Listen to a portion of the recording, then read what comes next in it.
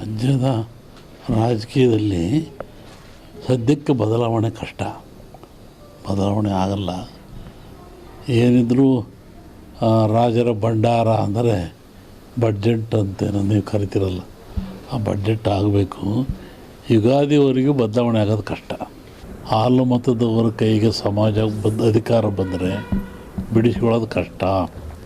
ಯಾಕೆಂದರೆ ಅಕ್ಕಬುಕ್ಕರು ಹಾಲುಮತ ಸಮಾಜದ ಪ್ರಮುಖಲ್ಲೊಬ್ಬರು.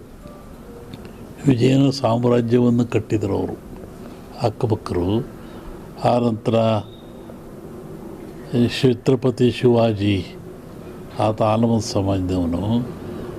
ಆಮೇಲೆ ಕಾಶಿ ವಿಶ್ವನಾಥ ದೇವರಲ್ಲಿರ್ತಕ್ಕಂಥ ರಾಣಿ ಹಾಲುಮತ ಸಮಾಜದವಳು, ಅಹಲ್ಯಬಾಯಿ.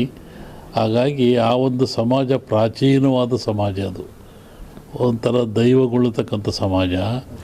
ಆ ಸಮಾಜದಲ್ಲಿ ಮೊಟ್ಟ ಮೊದಲನೆಯ ಮುಖ್ಯಮಂತ್ರಿ ಸಿದ್ದರಾಮಯ್ಯ ಸಮಾಜ ಪರವಾಗಿ.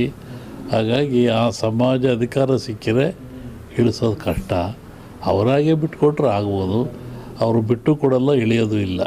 5 ವರ್ಷ ಅವರೇ ಡಿ ಕೆ ಶಿವಕುಮಾರ್ ಅವ್ರಿಗೆ ಕಷ್ಟ ಇದೆ ಅಂತ 5 ವರ್ಷ ಅವರೇ ಇರ್ತಾರೆ ಗುರುಗಳಂದ್ರೆ. ಯುಗಾದಿ ಕಳೆದ ಮೇಲೆ ಹೇಳ್ತೀನಿ ಅದನ್ನು. ಡಿ ಕೆ ಶಿವಕುಮಾರ್ ಪಾಲಿಗೆ ಏನಿದೆ ಇನ್ನೊಬ್ಬರು ನಮಗೆ ಭಾಳ ಬೇಕಾದರೆ ಪರಿಚಯವರೇ. ಅದು ಹೇಳಿ ಈ ಪ್ರಸಂಗ ಹೇಳುವಂಥ ಪ್ರಸಂಗ ಇಲ್ಲ ಅದ್ರ ಬಗ್ಗೆ. ಪ್ರಧಾನಿ ನರೇಂದ್ರ ಮೋದಿ ಅವರೇನು ಮುಂದುವರಿತಾರ? ಅವರು 75 ವರ್ಷ ಆಗ್ತಾ ಇದೆ, ಮೊನ್ನೆ ಸೆಪ್ಟೆಂಬರ್ಗೆ ಆಗುತ್ತೆ. ಯುಗಾದಿ ಮೇಲೆ ಹೇಳ್ತೀನಿ ಅದನ್ನು. ಆದರೆ ಅಪಾಯ ಇದೆ, ದೇಶಕ್ಕೆ ಅಪಾಯ ಇದೆ, ರಾಷ್ಟ್ರಕ್ಕೆ ಅಪಾಯ ಇದೆ. ಯಾವ ರೀತಿ ಅಂದರೆ ಏನು ಯುದ್ಧ ಸಂಭವ? ಎಲ್ಲ ರೀತಿ ಸಾವು ನೋವು ಆಗ್ತಕ್ಕ ಲಕ್ಷಣ ಇದೆ. ಒಂದಿಬ್ಬರು ಮಹಾ ವ್ಯಕ್ತಿಗಳು ಸಾಯೋ ಲಕ್ಷಣ ಇದೆ ಅದರಲ್ಲಿ.